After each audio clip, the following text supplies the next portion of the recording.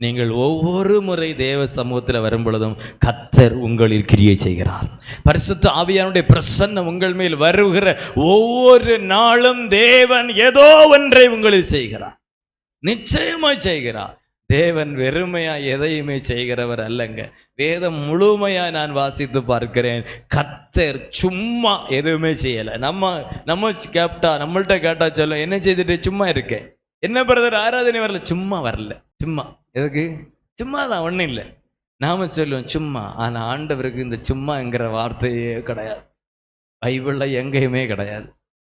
தேவன் வீணா இதை செய்தார், சும்மா செய்தார், வெறுமையா செய்தார், எதுவும் எந்த பிரயோஜனம் இல்லாம கர்த்தர் இதை செய்தார் அப்படின்னு ஒரு இடத்துல கூட ஒரு புள்ளி கூட பைபிள்ல இல்லை. ஆண்டவர் எதை செய்தாலும் அதில் ஒரு காரியம் உண்டு.